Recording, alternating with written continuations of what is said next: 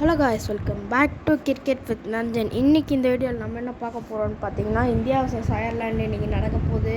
அதுக்கடுத்து நிறைய இருக்குது உள்ள. ஸோ ஒன்று ஒன்றா பார்ப்போம். ரொம்ப நாள் கழித்து வீடியோ போடுறோம். ஸோ அதனால் ஆதரவு கொடுங்க. நம்ம சேனல் பார்த்தீங்கன்னா சப்ஸ்கிரைபர்ஸே ஏற மாட்டுது. ஸோ பார்க்குறவங்க மறக்காமல் லைக், ஷேர், சப்ஸ்கிரைப் பண்ணுங்கள். கூட இருக்க பெல் ஐக்கான் கிளிக் பண்ணி ஆளில் போட்டுக்கோங்க. வாங்க வீடியோக்குள்ளே போகலாம். ஃபஸ்ட்டு என்ன பார்க்க போகிறோன்னு பார்த்தீங்கன்னா, என்னோடய pre review of the match. அப்புறம் உங்களோட ரிவ்யூவை நீங்கள் கீழே போடலாம். ஸோ அயர்லாண்டு பார்த்தீங்கன்னா நிறைய பிளேயர் வந்துட்டு இன்ஜுரி ஆகிருக்காங்க. முக்கியமான பிளேயர்ஸு யார் யாருன்னு பார்த்தீங்கன்னா, பால் ஸ்ட்ரிங்கு, அதுக்கப்புறம் ஜாஷ் லிட்டில், அந்த மாதிரி நிறைய பேர் இன்ஜுரி ஆகிருக்காங்க.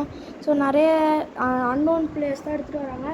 ஸோ இந்தியா இந்த சீரீஸ் ஈஸியாக ஜெயிச்சிடும்னு நினைக்கிறேன். அதுக்கப்புறம் மெயினாக ஸ்ரேயஸ் ஐயர் ரொம்ப நாள் கழித்து ஆடுறாரு. ஓடிஐ சீரீஸே ஒழுங்காக ஆடலை. T20 எப்படி ஆடுறாருன்னு பார்ப்போம். இல்லை கேப்டன்சி வேறு அவர்கிட்ட இருக்குது. கேப்டன்சி எப்படியா இருந்தாலும் நல்லா பண்ணிடுவார். பட் ஆனால் பேட்டிங் எப்படி ஆடுறாருன்னு பார்ப்போம். அதுக்கடுத்து இந்த டீமோட அட்வான்டேஜஸ் என்னன்னு பார்த்தீங்கன்னா, ஓப்பனிங் சூப்பராக இருக்குது. மிடில் ஆர்டருமே ஸ்ரேயஸ் ஐயர் அடிக்க ஆரம்பித்தார்னா ஸ்ட்ராங்காக இருக்கும். அதுக்கடுத்து இந்த டீமில் ஒரு ஆல்ரவுண்டு நல்ல ஒரு இருக்குது. பவுலிங்கும் இருக்குது, பேட்டிங்கும் இருக்குது. ஸோ ஆல்ரவுண்டாக நல்லா பண்ணுவாங்கன்னு பார்ப்போம். அதுக்கப்புறம் டிஸ்அட்வான்டேஜஸ் என்னென்னா, ஸ்ரேயஸ் ஐயர் ரொம்ப நாள் கழித்து வராரு.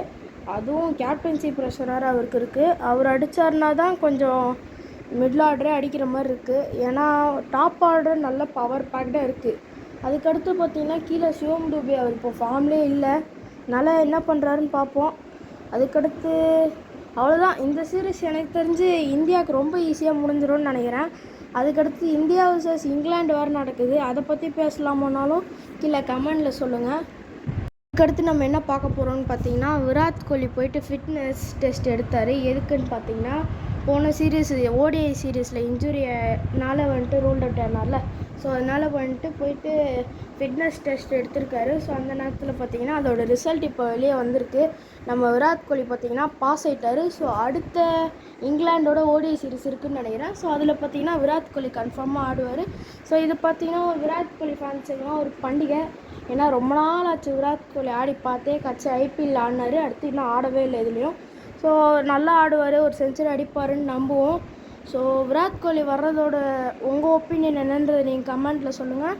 ஸோ கன்ஃபார்மாக நம்ம கிங் இஸ் பேக். ஸோ வந்துட்டு திரும்பி ஃபார்முக்கு வருவாருன்னு நம்புவோம்.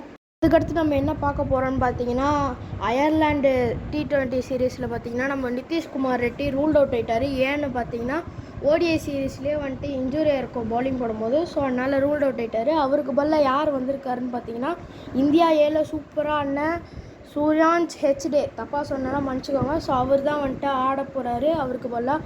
ஸோ இது பார்த்திங்கன்னா ஒரு நல்ல ரீப்ளேஸ்மெண்ட்டான்னு கேட்டிங்கன்னா, பேட்டிங்க்கு யூஸ்ஃபுல்லாக இருக்கும். பட் ஆனால் அவர் ஆல்ரவுண்டரு, அவருக்கு பதிலாக ஒரு ஆல்ரவுண்டர் தான் எடுத்துருக்கணும். எனக்கு தெரிஞ்சு நிதிஷ்குமார் ரெட்டிக்கு பதிலாக ஜடேஜா ட்ரை பண்ணி பார்க்கலாம். ஏன்னா அவரும் இருக்கார், ரொம்ப நல்ல பிளேயரு, நல்ல எக்ஸ்பீரியன்ஸும் இருக்குது.